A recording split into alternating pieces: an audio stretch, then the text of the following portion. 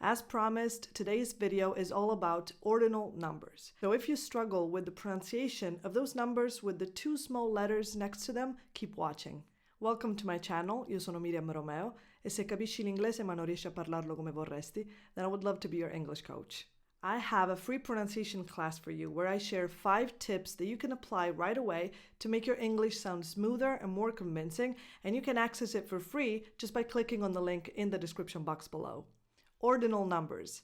They are especially important to know and say correctly in English because they are used for dates, amongst other things. Example, Christmas is December 25th. You don't say Christmas is December 25. That's a big mistake. So let's start. First. The sound of the vowel is the same sound you have in words like bird, hurt, nerd.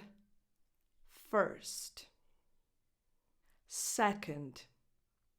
The stress is on the first syllable, se, and then the O in the other syllable, the one that is unstressed, is just a schwa. Knd, knd. Second, second. Third. You start with a voiceless th as in the word think, and then you have the same vowel sound that you have in first. Third. Third. Fourth. You just add a voiceless th, as in think, at the end of the number 4. Fourth. Fourth. Fifth. Fifth. This is a tough one. First of all, the spelling changes as well. The root of the sound changes from 5 to 5th. So it's not 5th, it's 5th. But since this is not the easiest sound to make, you can also drop the F before the TH and just say 5th. 5th. And both pronunciations are correct. 5th, 5th. 5th Avenue, 5th Avenue. Then we have 6th. I know this is not easy either, but you have no option. You have to say the th after the x sound. 6th. And remember that the vowel is a lax I. 6th. It's not 6th. It's 6th. The 6th sense. 7th. 7th. Again, you just add a th at the end of the number 7. And remember that the stress is on the first vowel, on the first syllable, so 7th. The second vowel is just a schwa. 7th. Not 7th. 8th. 8th. This looks much worse than it actually is. 8th. You just say A and then the th. 8th. 9th. 10th. 11th. 11th. In this one, the stress is on the second syllable, le. The first vowel is like a lax I, le. 11th. And the last vowel is a schwa, unstressed. 11th. 12th. This is another tough one. And if you look it up, there's only one correct pronunciation if you look it up on dictionaries or online, 12th.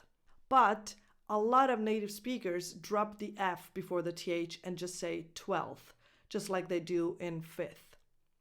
So 12th is not an official pronunciation, but people say it a lot because it makes sense. If you are allowed to say 5th instead of 5th, why can't you say 12th instead of 12th to make your life easier? Of course, it depends on how fast you're talking, because if you have the time, you can easily say 5th or 12th. But if you're speaking faster, 5th, 12th are great options. Because no one can deny that th isn't the most natural and easiest sound to make. Then 13th, 14th, and so on.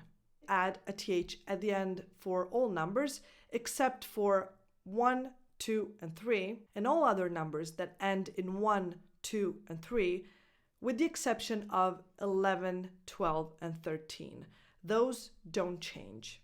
They always become 11th, 12th, and 13th. I'll give you some examples to make myself a little bit more clear. This number is pronounced 613th, but this one is pronounced 523rd, and this is 91st. And that is why you see those two letters next to these numbers when you, let's say, are watching a car race. Now, one important pronunciation detail you need to pay attention to is for the ordinal numbers of 20, 30, 40, 50, and so on. In these cases, you need to add a little extra sound, a little extra schwa before the th. 20 becomes 20th, not 20th. 30 becomes 30th. 40, 40th. 50, 50th, and so on. Finally, if you're still with me, how can we say ennesimo in English? There are two ways. You can simply say nth, so an N with a th, nth, which is the exact equivalent of ennesimo. And you use this when you're talking about maths, for instance, the nth degree. But when you're talking and you want to say something like l'ennesimo problema, you can say umpteenth, the umpteenth problem. So nth, or more informally, umpteenth, umpteenth. And that's it for today. Let me know in the comments below if this was useful and what you want me to cover next. Now, don't forget to click on the link in the description box below to get your free pronunciation class. And if you want to work with me and you would like for me to be your personal English coach, you can contact me at this email address right here. Thank you for watching. I'll see you in the next video. Bye.